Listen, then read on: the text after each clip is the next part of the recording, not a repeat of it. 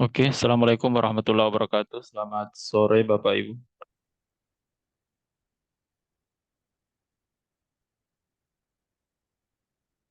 Halo, Bapak Ibu, suara saya bisa terdengar? Dengar.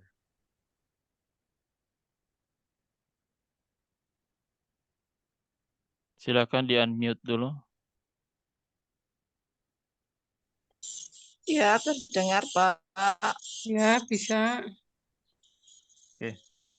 Bapak Ibu sudah mengerjakan soalnya? Belum. Belum? Oh, belum ya. Mungkin ada yang sudah mengerjakan tadi saya Iya, sempat cek ya. terakhir sudah sekitar 13 orang kalau tidak salah. Oke. Bu, siapa tadi yang sudah mengerjakan? Bu Sarmini ya? Iya, Pak, sudah. Kalau boleh tahu berapa nilainya, Bu? Yang pertama itu tadi saya nggak tahu, Pak. Baru habis 3 ngerjakan 5 soal, aku pulang. Kirain kayak YouTube, jadi aku nggak ngerjakan sampai di rumah dapat skor 5. Terus aku ulang Oh, lagi gitu. sampai dapat nilai 90 kayaknya. Oh, oke, Bu. Ya, nggak apa-apa ya sih. Silakan diulang-ulang kalau misalnya sudah ada waktu. Iya, Sambil jeda ngajar atau kegiatan di rumah itu bisa diulang-ulang Bapak Ibu. iya, Pak. Terima kasih. Oke, kita mulai pembahasannya ya, tapi baru berapa orang? 13, 14. Nggak apa-apa ya, ini sudah direkam. Oke, Bapak Ibu. Sebenarnya soalnya tidak sulit-sulit amat ya. Hanya mungkin banyak teori, jadi teman-teman sepertinya agak lupa dengan teorinya seperti itu. Iya, Pak. Kebanyakan teori yang nggak bisa untuk mengingat itu. Oke, kita mulai soal yang pertama Bapak Ibu ya. Nah, ada soal seperti ini. Perhatikan langkah-langkah pembelajaran berikut.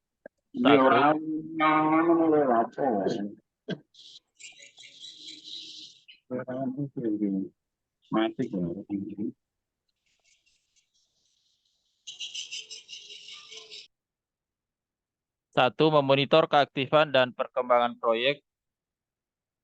Dua, mengorganisasikan peserta didik untuk belajar. Tiga, membimbing penyelidikan individu.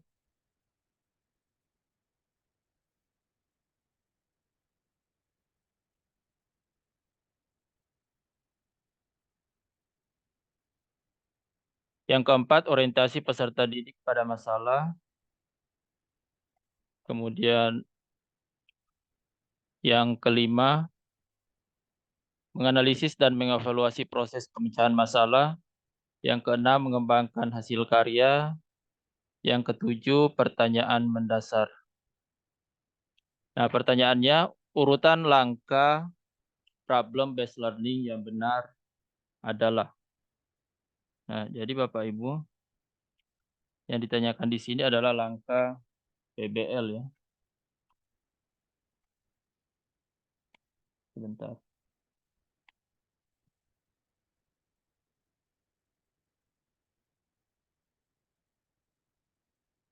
Oke. Jadi yang ditanyakan di sini adalah ini. PBL. Langkahnya yang benar yang apa? Nah, mungkin teman-teman kalau sudah pernah menghafal langkah-langkahnya ini, paling tidak teman-teman ingat sintaks pertamanya ya. Kalau PBL, ada yang ingat Bapak Ibu kalau PBL apa sintaks pertamanya? Orientasi pada masalah ya. Jadi sintaks pertamanya PBL itu adalah orientasi pada masalah. Nah, sekarang kita cari.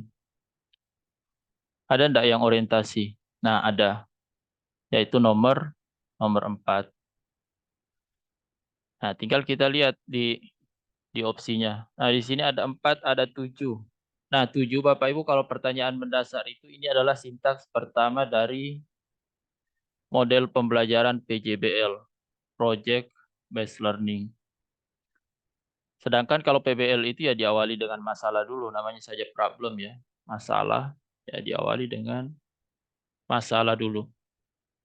Nah, kalau begitu berarti yang 7 ini sudah pasti salah, jadi kita eliminasi terlebih dahulu. Nah, begitu trik menjawabnya. Setelah 4, 2, nah ini sudah sama, tidak usah kita cek duanya. Kemudian 3 atau 1. Sekarang kita lihat, 3 atau 1. Nah, di 1 ini, memonitor keaktifan dan perkembangan proyek. Nah, ini kan ada kata proyek, berarti ini adalah PJBL, bukan PBL. Gitu ya.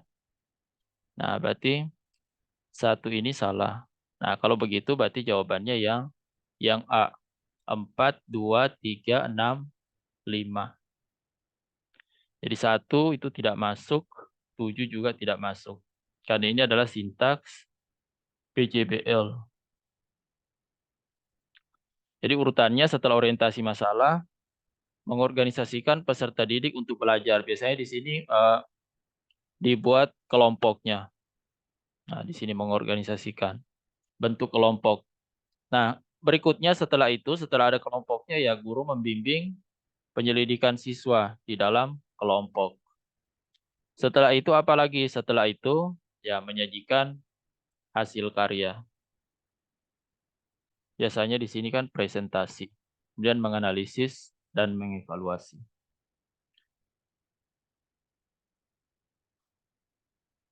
Sorry.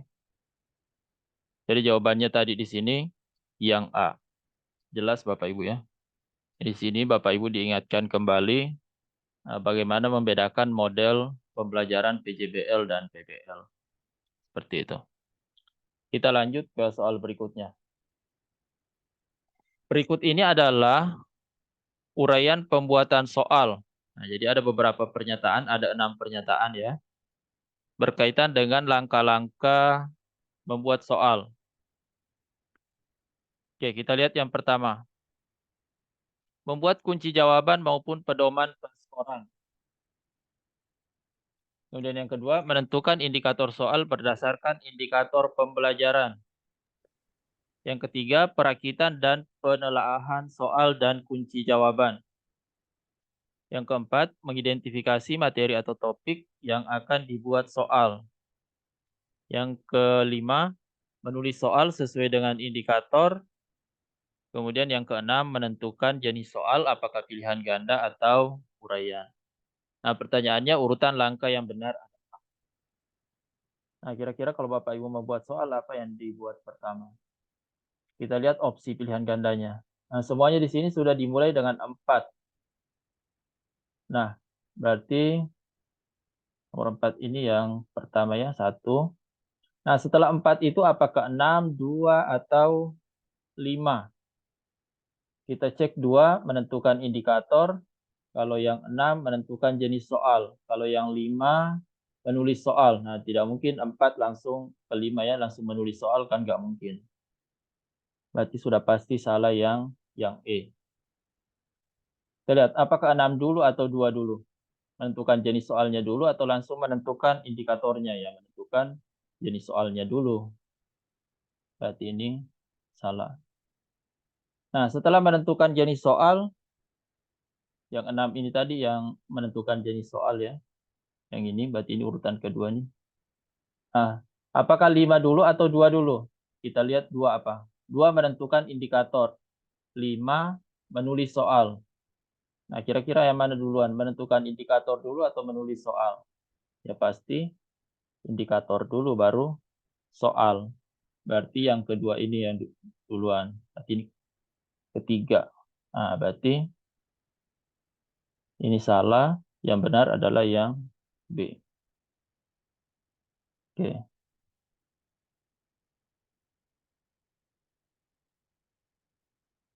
Lanjut Bapak Ibu. Nah, soalnya seperti ini. Studi yang dikenal sebagai classical conditioning. Ini pengkondisian kelas ya. Dengan menganalisis respon yang diberikan anjing terhadap berbagai macam rangsangan dikembangkan oleh siapa? Ya, jadi ada satu studi atau penelitian yang menganalisis respon anjing yang diberikan berbagai macam rangsangan. Nah, ini dilakukan oleh siapa? Nah, apakah Ivan Pavlov, behavioristik, kemudian B, Pavlov, humanistik, Piaget, behavior, Piaget lagi kognitif, Watson, behavior. Nah, teman-teman yang melakukan ini Pavlov ya. Nah, tapi Pavlov itu alirannya apa?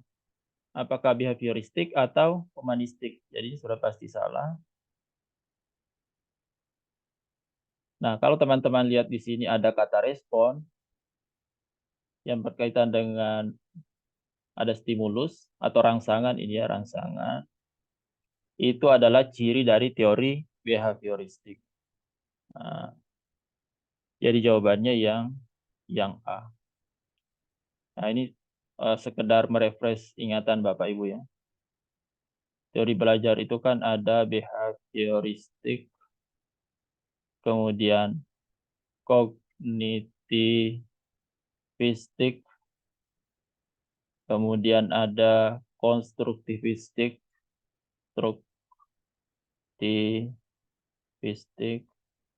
kemudian ada humanistik, dan ada apa lagi satu? Cybernetik.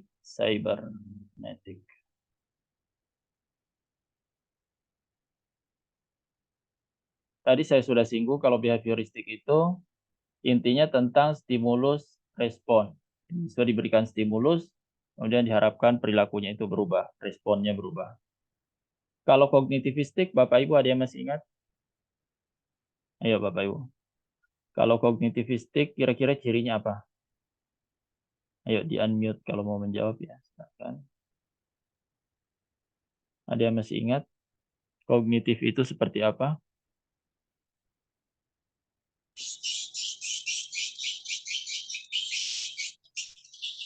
Bagaimana Bu? Bu Sarmini mungkin. Pengetahuan proses belajar. Ya, proses belajar ya. Di sini belajarnya sesuai dengan taraf perkembangan. Ya. Taraf perkembangannya. Kalau konstruktif, di sini peserta didik membangun sendiri pengetahuannya, sendiri. Jadi kita berikan LKPD. Nah, pemberian LKPD itu sebenarnya aliran konstruktif, membangun pengetahuan sendiri. Kemudian humanis. Nah, humanis itu cirinya memanusiakan manusia. Iya.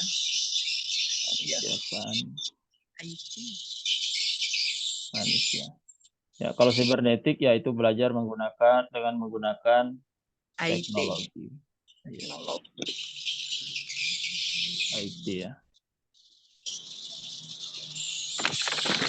Teknologi. Oke. Jadi dia sekedar merefresh ini teori dasarnya tentang teori belajar. Ya, jadi tadi di sini jawabannya yang A ya.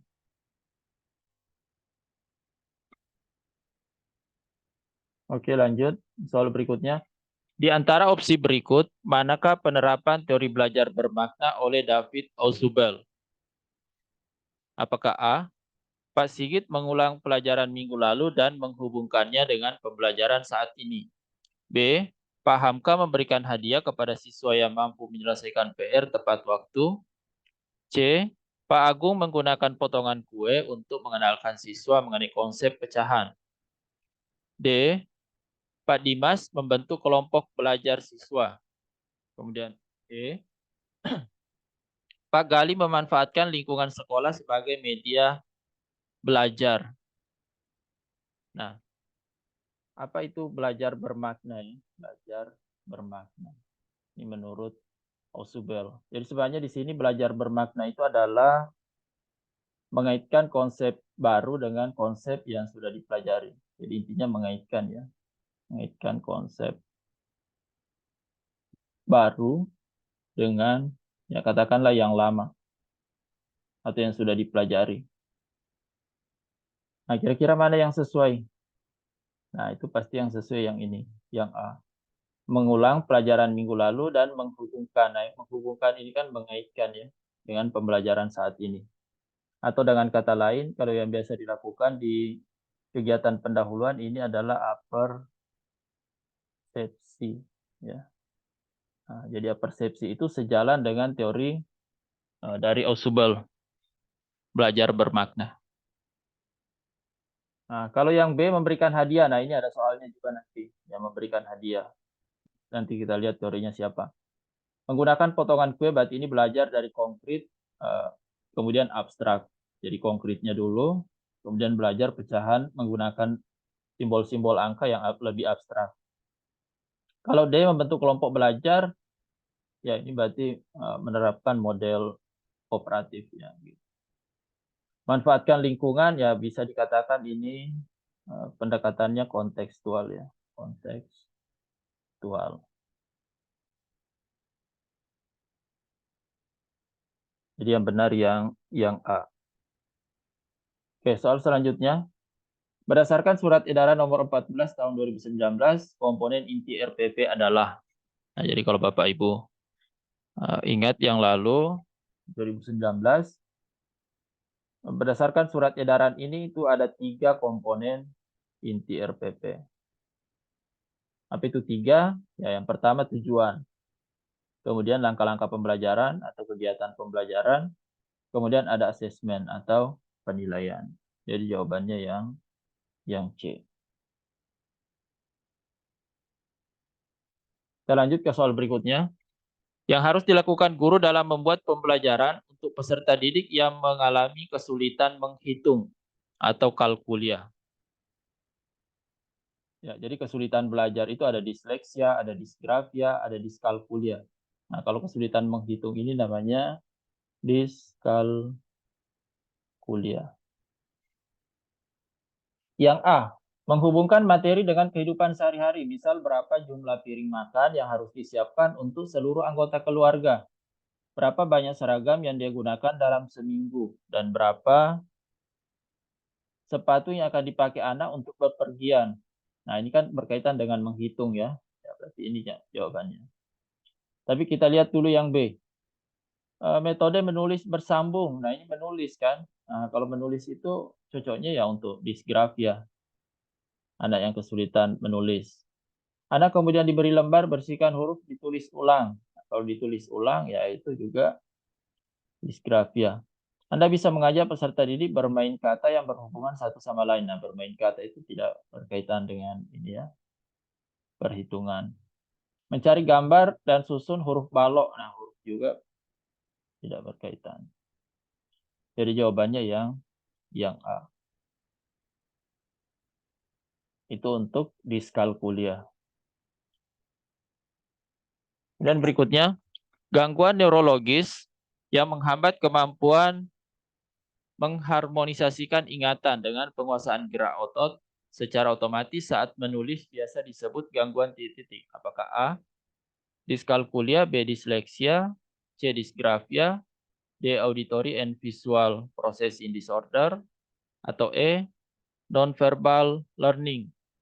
Nah, di sini sudah ada kata kunci Bapak Ibu ya. Kata kuncinya di sini ada kata menulis. Ya, kalau menulis tidak mungkin diskalkulia. Diskalkulia ini kesulitan belajar terkait hitungan. Kalau disleksia itu lebih ke kesulitan terkait membaca. Berarti jawabannya yang C. Disgrafia. Ini kesulitan menulis. Ya, ini ada penjelasannya. Disleksia itu adalah kesulitan membaca secara teknis atau kesulitan akan kata-kata yang diucapkan. Atau sulitnya mengubah kata menjadi huruf. Misalnya mau mengeja itu sulit bagi anak yang mengidap ini disleksia. Disgrafia itu kesulitan menulis, baik merangkai huruf atau membuat kalimat. Diskalkulia ya kesulitan dalam hal perhitungan, memecahkan soal matematika. Kesulitan terkait konsep matematika dasar. Ya, misalnya dikasih penjumlahan yang sangat sederhana, tapi anak ini tetap kesulitan ya. Itu berarti mengalami diskalkulia. Bagaimana kalau gangguan auditory and visual? Nah, itu gangguan sensorik. Ya, terkait dengan pemahaman bahasa tertulis maupun pemahaman bahasa lisan. Yang berikutnya ada non-verbal learning disability. Ya, ini terkait dengan kesulitan non-verbal. Ini kondisi anak yang tidak mampu menggunakan aspek intuitif atau pengolahan fungsi belajar. Jadi yang bermasalah di sini adalah non-verbalnya. Kalau misalnya berbicara ya jago, tapi non-verbalnya yang bermasalah. Verbalnya bagus. Itu maksudnya gangguan non-verbal. Oke, lanjut. Penilaian harus mampu menyimpulkan apakah peserta didik telah mencapai kompetensi yang ditetapkan atau belum. Hal ini sesuai dengan prinsip penilaian titik-titik. Apakah keeping track, summing up, finding out, checking up, atau checking out. Ya, jadi Bapak Ibu, ada teori yang membagi prinsip penilaian itu menjadi 4. Prinsip penilaian. Ada keeping track,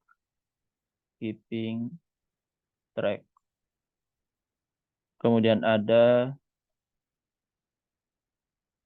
summing up, kemudian finding out, kemudian ada checking up. Ya. Nah, nanti kata kuncinya itu bisa ditemukan di soalnya ya, membantu kita untuk menjawab. Kalau keeping track, ini melacak. Nanti di soalnya itu biasanya ada kata melacak. Kan di sini dari tracking, track, bahasa Inggris kan. Kalau summing up, ini biasanya ada kata menyimpulkan. Ya, summing kan, summary, ya, simpulan. Finding out, ya ini menemukan. Kalau checking up, nah ini mengecek. Ya, checking out itu tidak ada ya.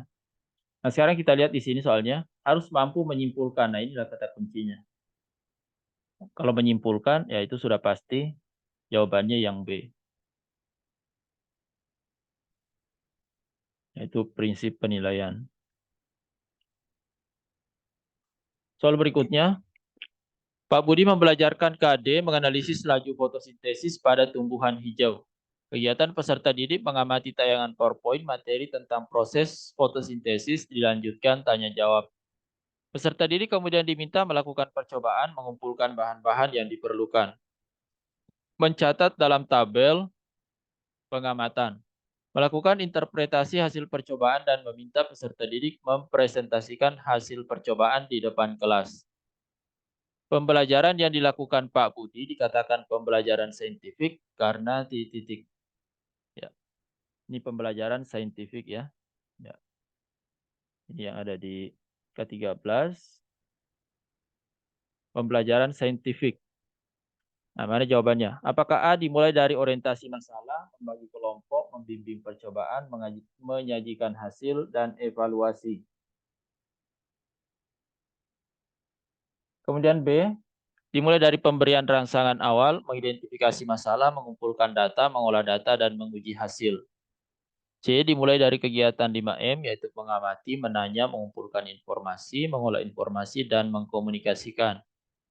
D, melakukan pembelajaran dengan kegiatan eksplorasi, elaborasi, konfirmasi. Atau E, pembelajaran dengan pertanyaan mendasar, menyusun hipotesis, mengumpulkan data, mengolah data, membuktikan, dan menyajikan hasil. Oke, jadi sebenarnya pembelajaran saintifik itu identik dengan 5M ya. Ya.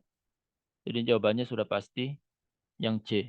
Apa itu 5M? Ya, mengamati, menanya, mengumpulkan informasi, kemudian mengolah informasi, atau biasa juga ini disebut dengan menalar.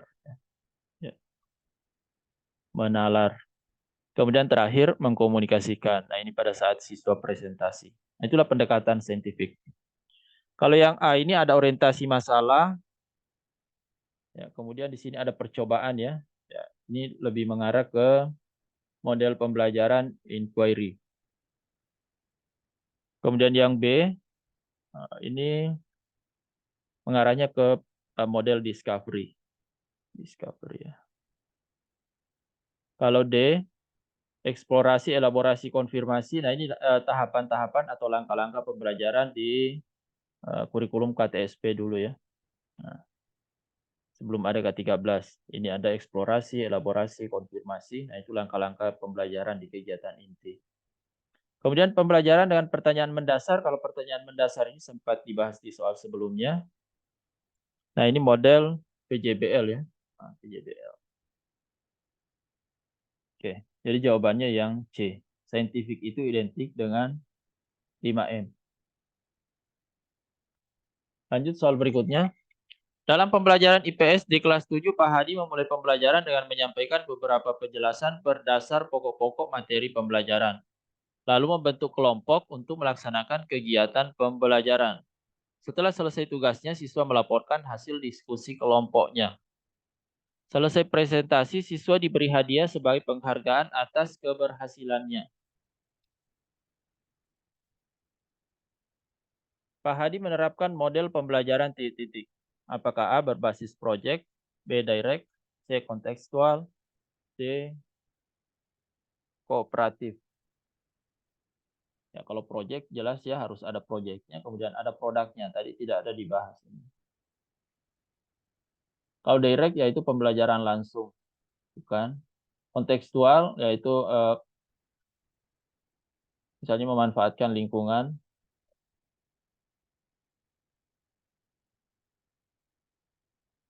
Dikaitkan dengan kehidupan sehari-hari anak itu kontekstual.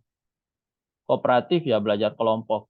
Nah, kalau kita lihat tadi di sini sebenarnya banyak kata kunci ya, ada kelompok, kemudian diskusi kelompok. Nah, itu ciri pembelajaran kooperatif. Belajar berkelompok. Jadi jawabannya yang D. Nah, nanti pembelajaran kooperatif ini sebenarnya banyak modelnya ya. Ada START, ada Jigsaw, ada TGT, dan sebagainya. Oke, lanjut. Andi dikenal sebagai anak yang mudah kehilangan konsentrasi. Terkadang ia suka mencoret-coret tanpa arti di bukunya. Segala sesuatu bisa menjadi menyenangkan jika moodnya sesuai. Sosok Andi termasuk dalam kelompok gaya berpikir titik-titik. Apakah konkret random? Konkret random itu acak ya, acak. Random itu acak, berpikir secara acak, nyata. Kemudian B, konkret sekuensial. C, abstrak random. D, abstrak sekuensial. Nah, juga sebenarnya ada teorinya ya, teori tentang gaya berpikir.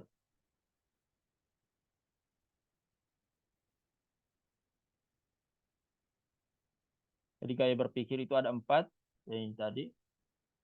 Random acak, sekuensial. Random itu kan acak, sekuensial. Ini secara berurutan, konkret. Nah, di sini kata kuncinya kalau anak itu mudah kehilangan konsentrasi, maka ini mengarah ke abstrak random. Jadi jawabannya yang C.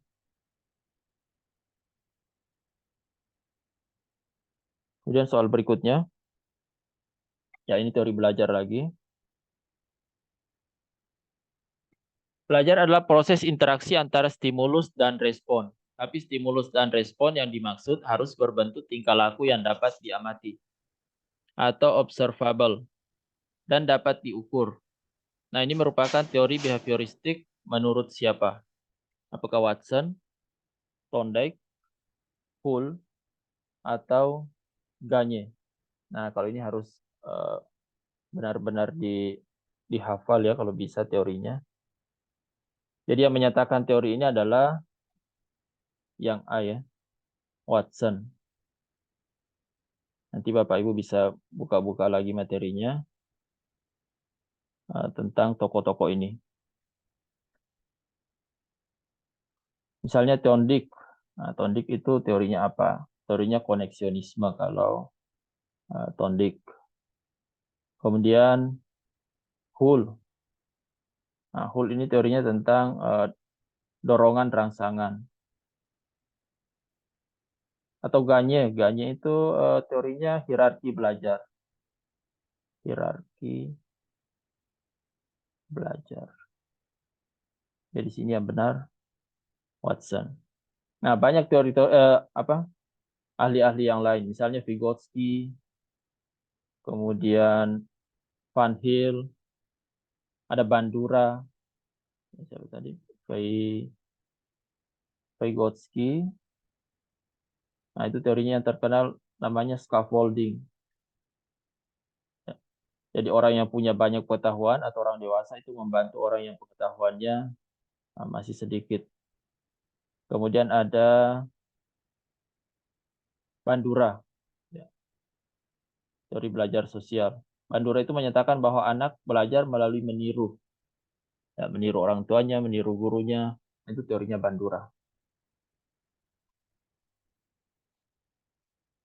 Sekarang kita lanjut ke soal berikutnya. Hal yang dapat dilakukan guru untuk menangani peserta didik yang didiagnosa mengalami disleksia adalah. Oke. Tadi sudah sempat disinggung bahwa disleksia itu kesulitan dalam membaca. Apakah A menyanyikan lagu dan menempel poster abjad angka? Nah, ini ada hubungannya deh. Poster abjad itu berarti berhubungan dengan membaca. Berarti kemungkinan ini jawabannya. Tapi kita lihat dulu opsi berikutnya.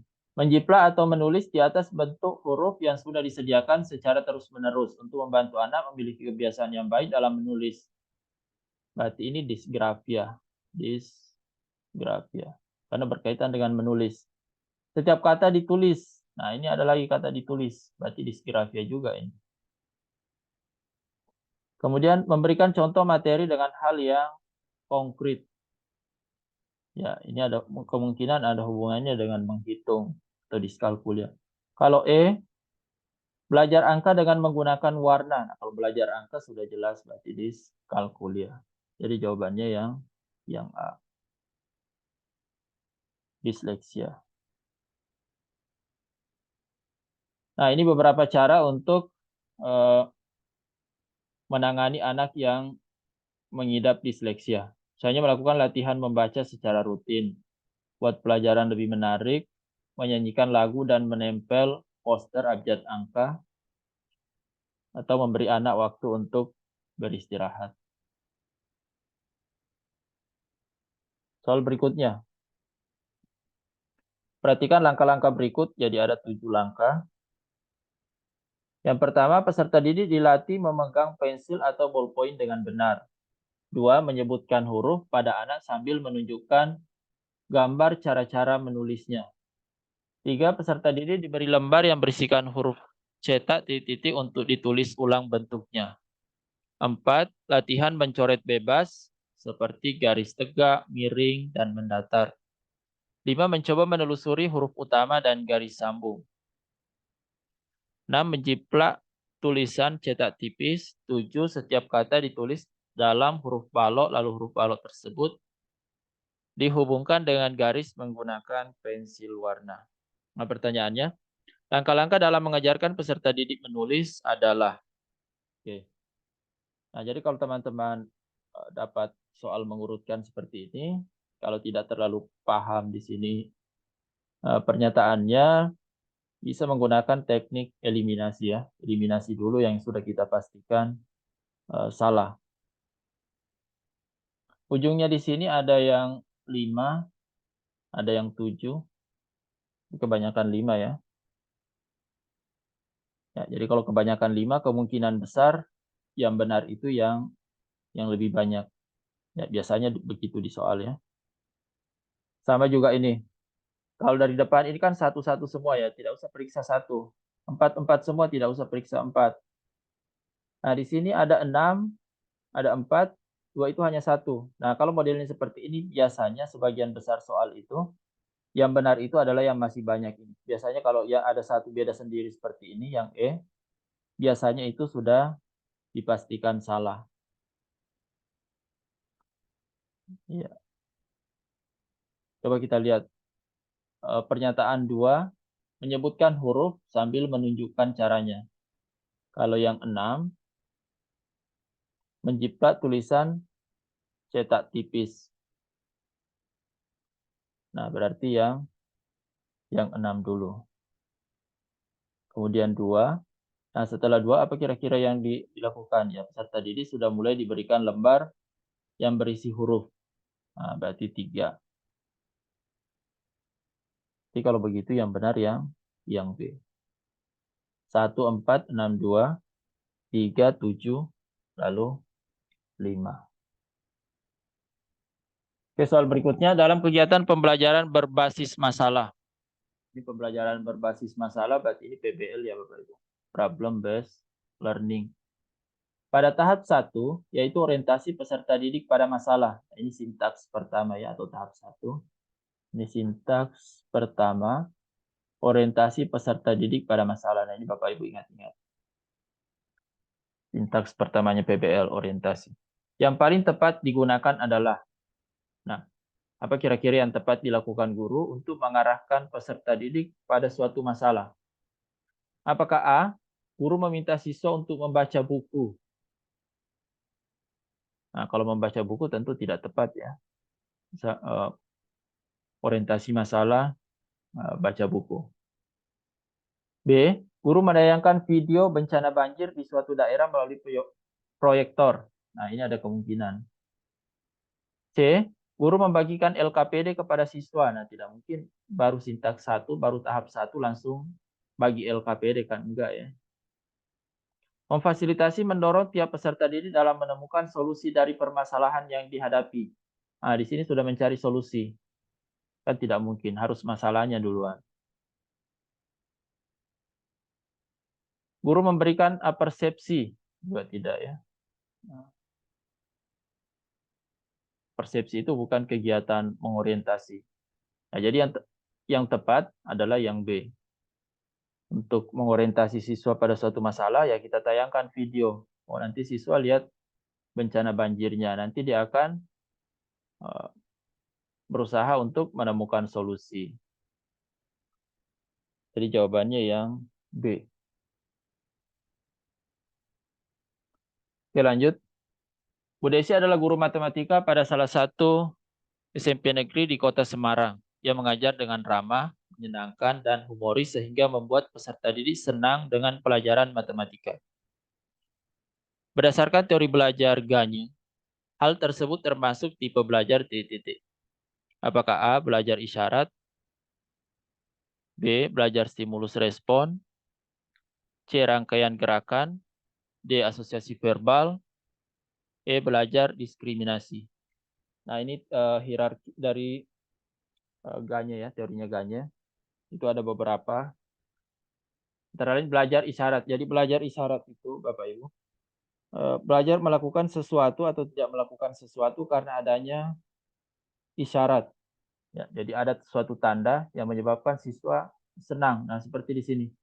Kenapa siswa senang? Ya karena ini tadi gurunya ramah, menyenangkan, humoris. Nah, itu berarti belajar isyarat. Jadi jawabannya yang A. Kalau belajar stimulus respon, ya ini kan teori behavioristik juga ya. Stimulus, diberikan stimulus, sehingga responnya berubah. Kemudian ada rangkaian gerakan. Kalau rangkaian gerakan ini ya biasanya di pelajaran olahraga ya. Itu ada rangkaian gerakan. Asosiasi verbal, ya ini berkaitan dengan verbalnya berbicara. Kalau diskriminasi itu belajar membedakan. Misalnya membedakan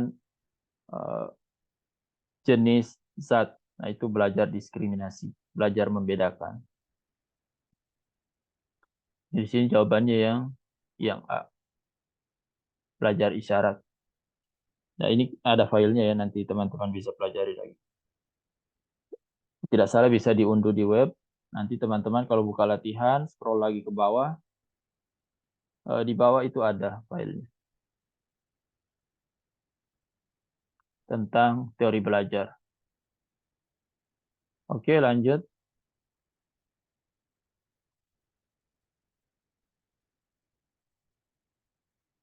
Oke.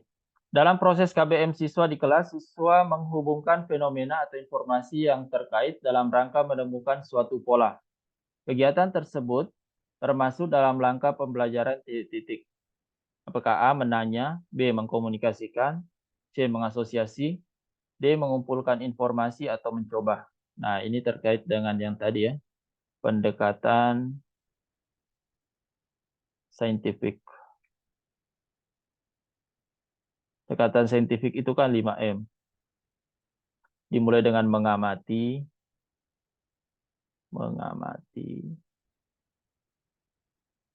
kemudian menanya. Nah, menanya di sini bukan berarti siswa yang bertanya ya. Sering juga ada soalnya ini. Menanya di sini yang dimaksud adalah guru yang bertanya untuk memancing peserta didik atau memberikan tantangan ke peserta didik yang nanti akan dijawab melalui proses pembelajaran. Jadi bukan berarti siswa yang bertanya, bukan. Setelah menanya, mengumpulkan informasi,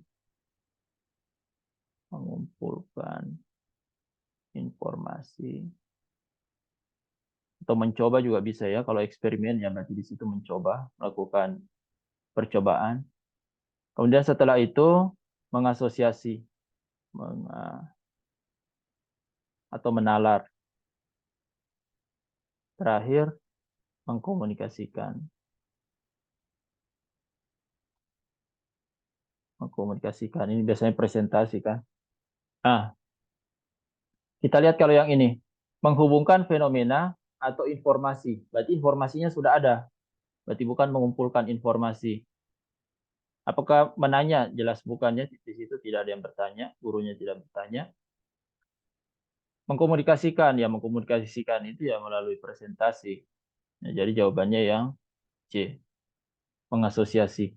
Menghubungkan. Ya, membuat asosiasi atau membuat hubungan-hubungan dari informasi atau fenomena yang sudah didapatkan pada tahapan sebelumnya pada saat mengumpulkan. Jadi setelah dikumpulkan ya di situ dihubung-hubungkan, melakukan kegiatan menghubungkan atau mengasosiasi, menalar.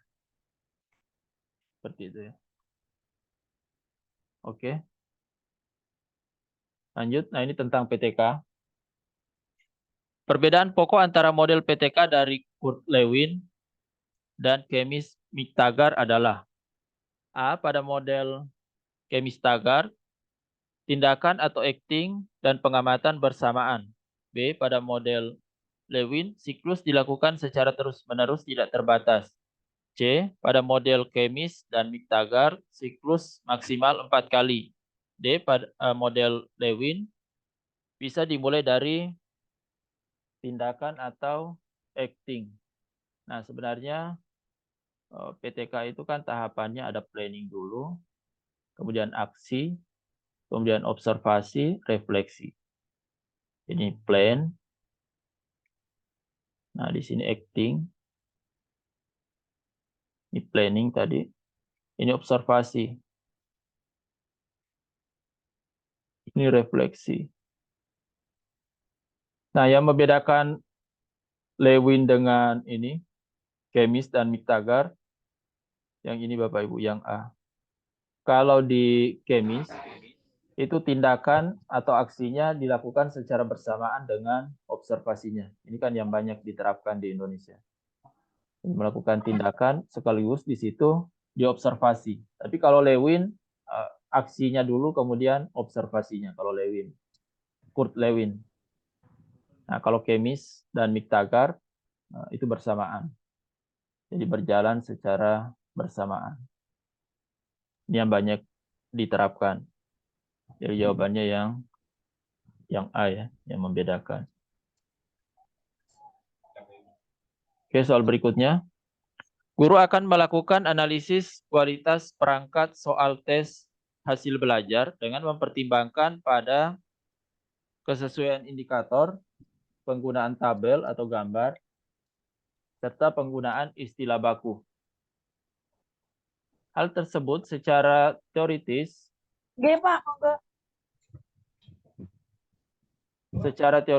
telah soal difokuskan pada aspek titik. Apakah A. Materi konstruksi dan teknik penulisan soal, B. Materi kebermaknaan butir dan keterbacaan soal, kemudian C. Materi bahasa dan data lapangan, D. Materi konstruksi dan bahasa. Setelah soal, ya misalnya setelah soal pilihan ganda, pasti yang ditelaah itu pertama aspek materi. Apakah materinya sudah sesuai dengan kompetensi yang akan diuji. Ya, di situ salah satu yang dicek terkait materi adalah kesesuaiannya. Kemudian konstruksinya seperti apa? Soalnya misalnya jangan menggunakan kata yang bermakna negatif ganda. Misalnya di soal kita itu ada kata bukan, kemudian di ujungnya ada lagi kecuali. Nah, ini konstruksinya sudah salah ya. Kalau mau menggunakan bukan, ya jangan ada lagi kata kecuali. Nah, itu terkait dengan konstruksi. Kemudian bahasa, ya gunakan bahasa baku. Hindari misalnya menggunakan bahasa yang hanya berlaku setempat. Ya, gunakan bahasa Indonesia yang baik. Benar. Nah, itu dari aspek bahasa. Jadi 3 aspek ini yang ditelaah. Jadi jawabannya yang D. Ya.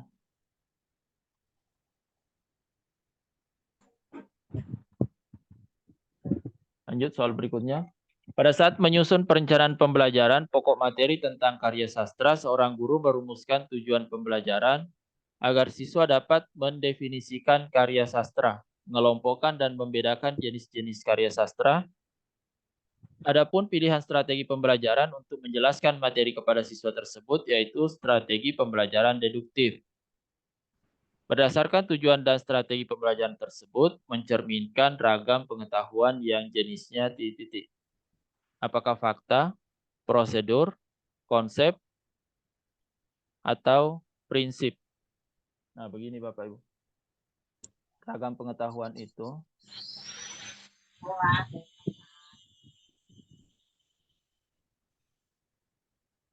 ada materi fakta. Materi fakta ini biasanya terkait dengan peristiwa-peristiwa yang sudah terjadi. Misalnya proklamasi kemerdekaan RI itu tanggal 17 Agustus. Nah, itu materi fakta. Kemudian ada konsep. Konsep ini berkaitan dengan teori-teori atau definisi ya. Pengertian begitu. Kemudian ada prosedur. Nah, ini langkah-langkah. Misalnya langkah-langkah memperbaiki printer yang rusak, langkah-langkah menyalakan kipas angin, itu prosedur. Kemudian ada prinsip. Nah, prinsip itu misalnya ada hukum Newton. Itu materi prinsip. Kita lihat di sini. Di sini ada kata kuncinya, mendefinisikan. Nah, materinya mendefinisikan. Nah, ini tadi. Definisi itu berarti materi konsep. Jadi jawabannya yang C. Soal berikutnya. Berikut ini merupakan langkah-langkah pembelajaran dengan model pembelajaran Project Based Learning, PJBL. Model PJBL. 1. Penentuan pertanyaan mendasar. 2. Mendesain proyek.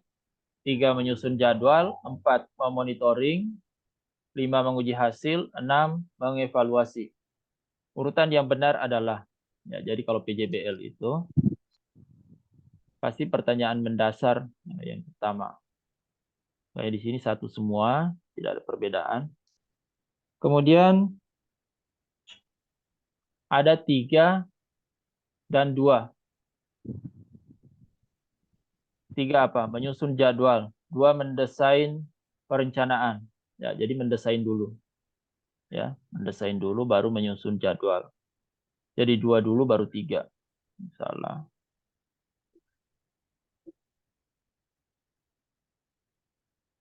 Yang mana duluan? 3 dulu atau 4? 3 menyusun jadwal, 4 memonitoring. Ya, pasti jadwalnya dulu baru monitoring ya.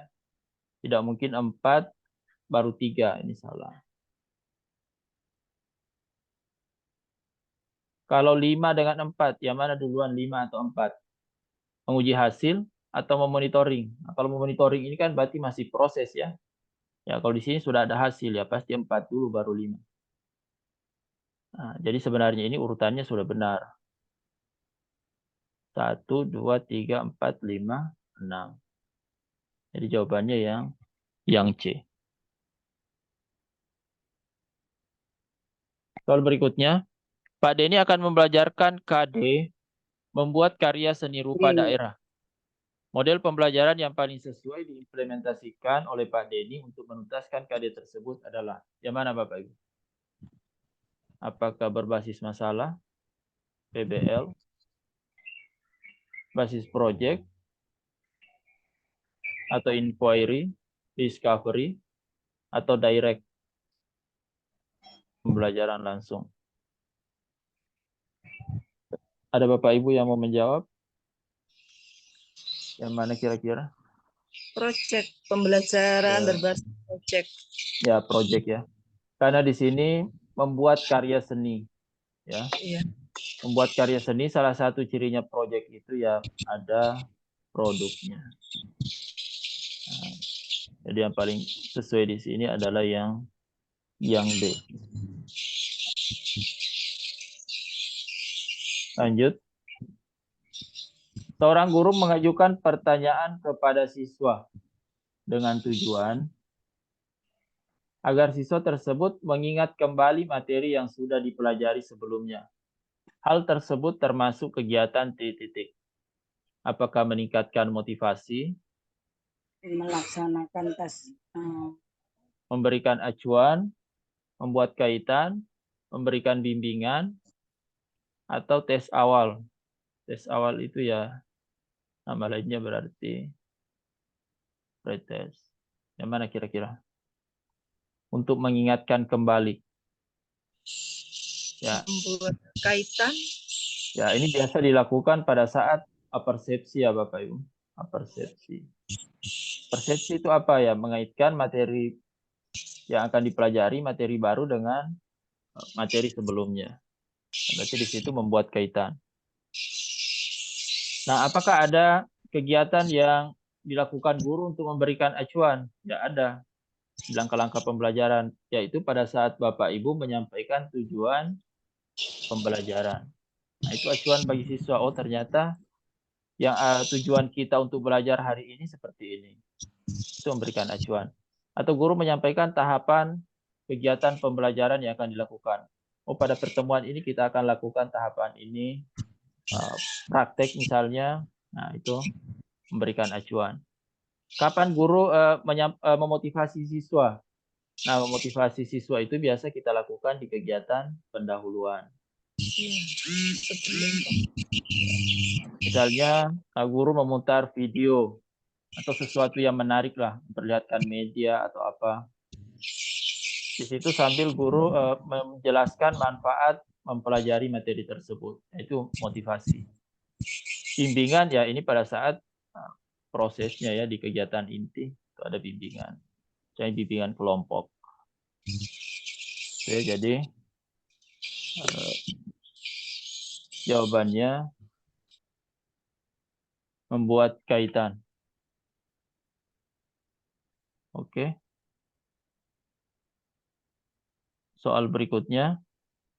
Dalam pemilihan model pembelajaran, guru tentunya memiliki alasan mengapa memilih model pembelajaran tersebut.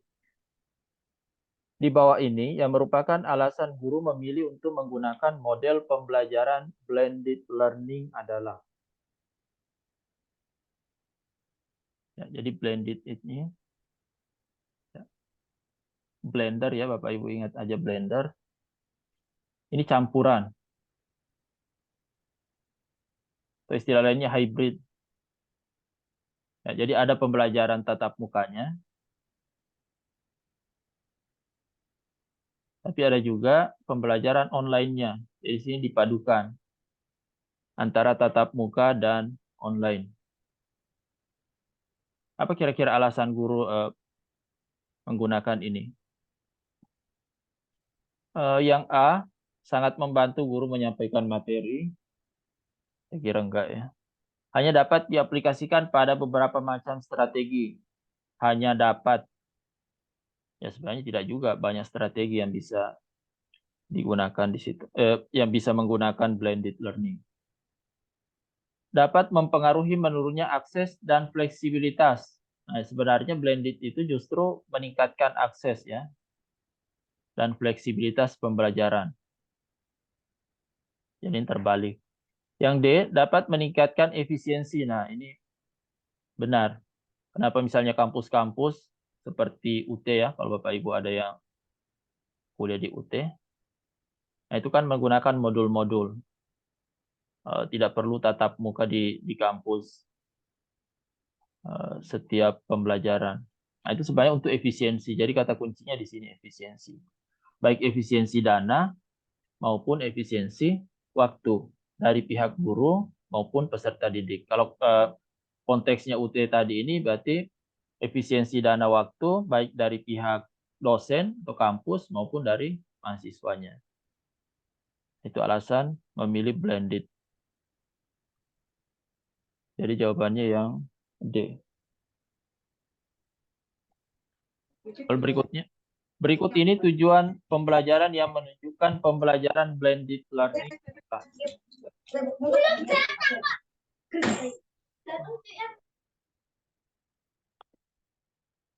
Yang A, melalui pengamatan gambar, peserta didik dapat menentukan karakteristik geografis. Nah, di sini tidak menunjukkan adanya pembelajaran blended ya di A, tidak ada. Tadi kan sudah disinggung kalau blended itu berarti ada tatap mukanya. Seperti biasa dilakukan di kelas dan ada kegiatan belajarnya secara online. Yang B, melakukan diskusi dan tentang kegiatan di sekitarnya. Di sini juga tidak ada ya. Dengan teks eksposisi yang disajikan, siswa dapat menghubungkan, nah ini tidak ada, pembelajaran tatap muka ini. Lalu diskusi dan tanya jawab serta eksplorasi di internet. Nah ini, eksplorasi di internet. Berarti ada kegiatan pembelajaran online. Ya sebenarnya Bapak Ibu cukup baca di sini aja ya, depannya. Sini-sininya tidak usah. Karena itu tergambar di kegiatan pembelajarannya, di kondisi pembelajaran. Peserta didik menyajikan hasil, ini ada. Jadi jawabannya D ya. Jadi kalau Bapak Ibu masih ingat, tujuan pembelajaran itu kan komponennya ABCD ya. Tujuan pembelajaran itu A, B, C, D. A itu apa? A itu audiens. Ya, audiensnya adalah peserta didik, siswa. Seperti tadi di sini ya, peserta didik dapat menyajikan misalnya, itu audiensnya. Peserta didik, siswa, peserta didik, nah itu audiens. B, behavior. Behavior. Behavior itu perilakunya. Yang seperti ini. Misalnya menyajikan hasil penggalian tentang manfaat atau menganalisis pengaruh karakteristik geografis. Nah, itu behaviornya. Kemudian condition. Conditionnya apa? Misalnya di sini ada diskusi. Kemudian diskusi dan tanya jawab. Nah, itu condition. Pengamatan gambar. Itu juga condition. Itu C-nya. Jadi ini tadi pembelajaran blendednya itu tercermin di conditionnya. Ya. Sini kan tanya jawab, eksplorasi di internet. Jadi kondisinya adalah mengeksplorasi di internet. Kemudian di sini masih ada D. D itu adalah degree. Tingkatannya. Degree itu biasanya di sini di ujung ya. Misalnya dengan benar. Nah, itu degree-nya. Atau dengan tepat. Nah, itu degree. Oke.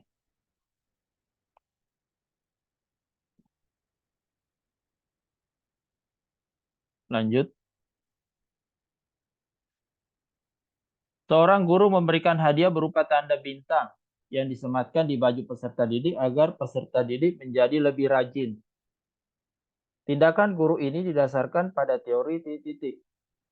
Apakah A, teori kesiapan yang dikemukakan oleh Abraham Maslow, B, hukum latihan oleh Thorndike, C, pengkondisian instrumental oleh Pavlov,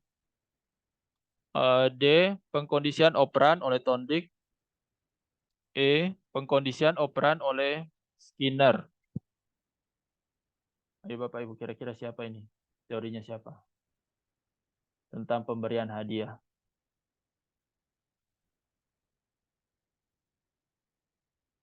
Ada yang masih ingat jawabannya?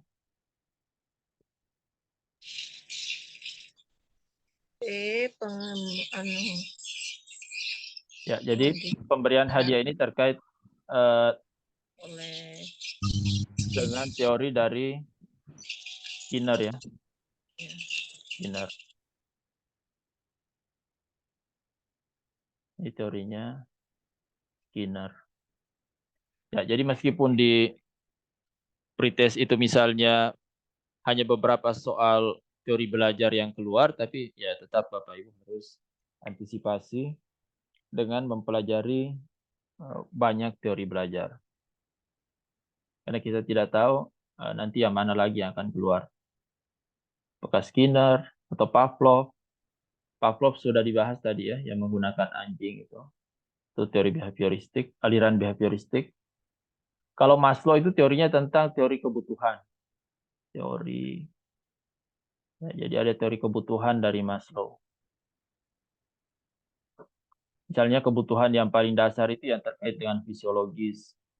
Nah, setelah itu terpenuhi, baru manusia mengupayakan kebutuhannya pada level berikutnya. Misalnya rasa aman, kasih sayang, kebutuhan akan penghargaan. Nah, seperti itu teorinya Maslow. Kemudian ada juga teori yang sering keluar, teorinya Edgar Dale. Teori kerucut dari Edgar Dale. Nah, nanti akan kita berikan juga soal-soal terkait ini. Nanti di latihan berikutnya. Oke, soal berikutnya. Perhatikan pernyataan berikut. Jadi ada 5 pernyataan.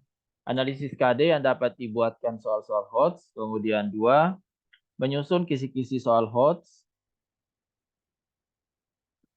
3, menulis butir pertanyaan sesuai kisi-kisi soal HOTS. 4, memilih stimulus yang menarik dan kontekstual. 5, membuat pedoman penskoran. Pertanyaannya, urutan langkah penyusunan instrumen soal HOTS yang benar adalah. Oke, kita lihat. Ada satu, ya, jadi ada, oke, kita analisis. Saya tunjukkan dulu cara analisisnya. Kalau misalnya Bapak Ibu tidak terlalu paham, bisa menggunakan teknik eliminasi. Kalau kita lihat di sini, ada 1, kemudian ada 2. Nah, yang angka di depan maksudnya. Di sini yang 1 di depan itu ada 3. Kemudian yang 2 di depan itu hanya 2. Nah, seperti yang saya sampaikan di awal tadi, pada soal pilihan ganda itu, kemungkinan besar yang benar antara A sampai C. Karena ini lebih banyak, ya, lebih banyak yang angka 1 dibanding yang angka 2. Tapi itu tidak berlaku mutlak ya. Hanya kecenderungan saja. Pada umumnya yang sering saya dapati seperti itu. Jadi kemungkinan besar D dan E itu salah kalau berdasarkan analisis itu tadi. Nah, kemudian setelah 1 apakah 2 atau 4? Nah, di sini kan 2 masih lebih banyak nih 2. Nah, berarti kemungkinan besar juga C-nya salah. Meskipun Bapak Ibu tetap juga harus cek ya. Kecuali kalau memang tidak tahu ya, sudah seperti itu teorinya. Cara analisisnya. Kita lihat 4 memilih stimulus, kalau 2 menyusun kisi-kisi. Ya pasti menyusun kisi-kisi dulu baru memilih stimulus. Kalau memilih stimulus ini kan berarti sudah mulai menulis soal kan. Nah stimulus itu kan ada di soal. Misalnya kita kasih stimulus berupa narasi cerita atau kasih grafik, kasih gambar, dan sebagainya. Nah itu stimulusnya. Ya pasti kan menyusun kisi-kisi duluan. Nah, seperti itu. Kemudian apakah setelah 2 itu 3 atau 4? Kita lihat. Yang mana duluan 4 atau 3. Menulis butir pertanyaan. Nah, ini kan sudah menulis. Memilih stimulus. Apakah ditulis dulu baru dipilih stimulusnya? Ya tentu pilih dulu stimulusnya, baru menulis. Karena stimulus itu adalah bagian dari soal juga kan. Nah, tidak mungkin sudah ditulis soalnya, baru cari lagi stimulusnya. Kan enggak. Stimulusnya baru menulis soalnya. Jadi 1, 2, 4, 3, 5. Itu B. Oke, soal berikutnya. Pada proses pembelajaran, seorang guru ingin melakukan penilaian terhadap perilaku siswa. Maka instrumen yang digunakan dalam proses pembelajaran tersebut adalah A. Tes hasil belajar, B. Pedoman observasi, C. Pedoman wawancara, D. Kuesioner, T. Tes tertulis. Ini ya, dalam proses pembelajaran ini. Dalam proses pembelajaran, guru akan menilai sikap, ya berarti ini afektif ya. Nah, sudah jelas bukan tes hasil belajar. Tes hasil belajar ini kan lebih ke kognitif. Salah kan? Nah. Tes tulis juga ya kognitif. Nah, ini guru yang lakukan berarti kalau dalam proses pembelajaran, di saat pelajaran berlangsung ya berarti guru melakukan observasi. Nah, ketika guru melakukan observasi, instrumennya ya pedoman observasi. Jadi jawabannya yang B. Lanjut. Dalam kegiatan penilaian otentik, banyak model yang dapat digunakan. Pada suatu penilaian, seorang guru meminta siswa untuk mendemonstrasikan tugas belajar tertentu.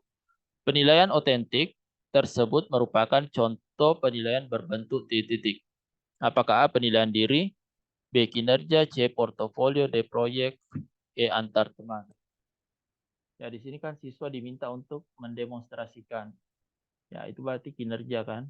Penilaian kinerja. Apa itu penilaian diri ya? Penilaian diri itu kan siswa diminta menilai dirinya sendiri. Ini terkait lebih ke afektif ya.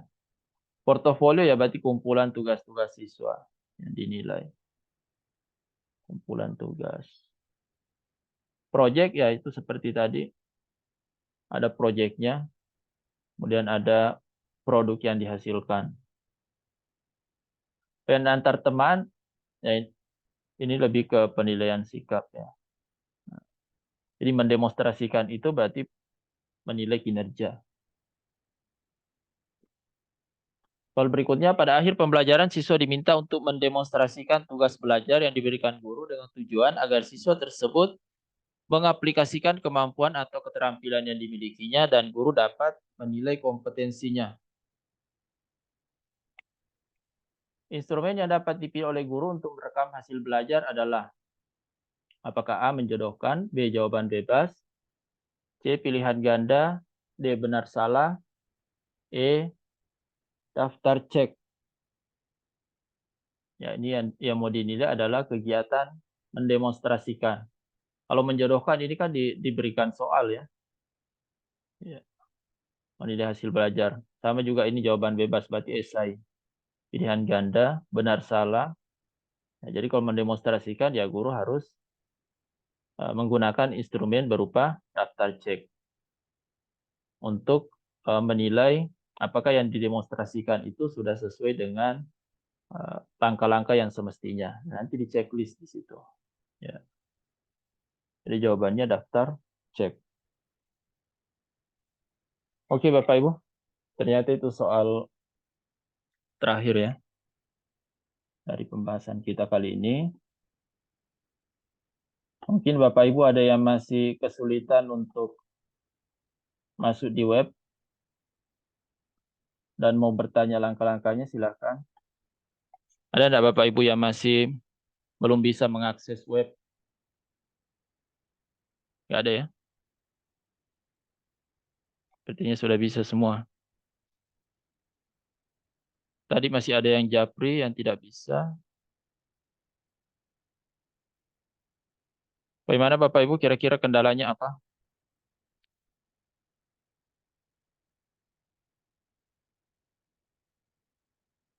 Nggak ada ya? Silakan di-unmute kalau memang ada sesuatu yang mau disampaikan. Bisa dibuka mikrofonnya. Oke Bapak Ibu, sebelum diakhiri, kita foto bersama dulu ya. Mungkin bisa di-on-kan kameranya Bapak Ibu. Yang memungkinkan ya, kalau tidak bisa ya jangan dipaksakan. Mbak Eva masih ada Mbak Eva? Atau sudah keluar? Oke. Oh makasih Bu, ada yang sudah gunakan background-nya. Bapak Ibu yang lain kalau bisa digunakan nanti ya di Zoom berikutnya. Tadi saya sudah share di grup. Oke. Izin untuk mengambil gambar ya. 1, 2, 3. Oke, masih ada halaman 2 ternyata ya. Bentar.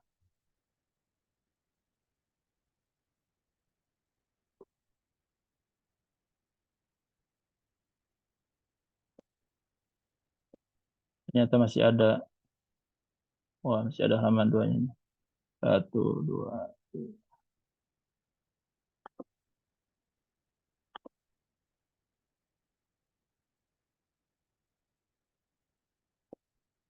Oke, makasih Bapak Ibu.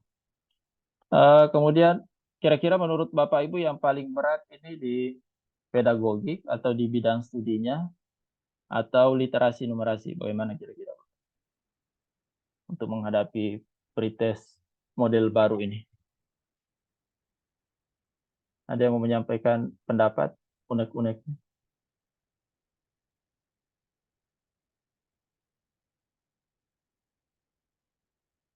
Bisa di-unmute kalau misalnya mau berbicara. Bu Santi mungkin. Bu Santi bagaimana persiapannya, Bu? Masih 50-50, Pak. Oh, 50-50, Bu ya. Iya. Karena Kak, kemarin kan sebenarnya udah siap, tapi datang kisi-kisi baru tentang litnum. Jadi litnumnya belum belajar. tapi ini peluang besarnya di Bu, di bidang studi. Karena kan keluar soal P3K. Nah, kalau soal P3K kan sudah pernah dilewati. Iya. Saya lebih senang ke bidang studi sih sebenarnya. Karena kan Nah, kebetulan ngajar kelas tinggi saya. cocok, Bu. Jadi biasanya Bapak Ibu yang kewalahan kalau bidang studi itu ya kalau sudah lama pegang kelas rendah, terutama kelas 1 ya, kelas 1, 2. Nah, itu biasanya agak susah di materi bidang studi. Saya dikasih soal tentang energi potensial, kasih hukum Newton, ya itu agak berat, sudah lupa. Tapi kalau pegang kelas tinggi ya lumayan mudah ya. Oke, ada pertanyaan di chat, apakah ini termasuk keluar kemarin saat pretest? Oh iya, Bu. Jadi soal-soal yang dibahas itu sebagian yang keluar di pretest hari pertama dan kedua. Dan itu kan soal-soal P3K ya, dan 2021. Mungkin Bapak Ibu ada yang ikut kemarin P3K 2021. Nah, soal-soalnya seperti itu. Baik itu soal pedagogiknya maupun soal bidang studinya. Oke, mungkin kalau tidak ada yang mau ditanyakan, masih sebentar, masih ada pertanyaan. Mana cara tahu pembahasan awal tadi? Oh, nanti ada rekamannya, Bu. Nanti saya share rekamannya, tapi tidak langsung ya, mungkin nanti tengah malam atau besok pagi begitu. Oke, Bapak Ibu. Tidak ada yang mau disampaikan?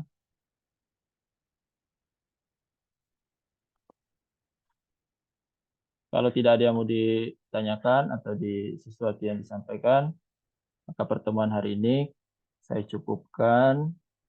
Mudah-mudahan apa yang kita bahas hari ini bisa bermanfaat bagi Bapak Ibu dan membantu Bapak Ibu bisa lulus pretest tahun ini.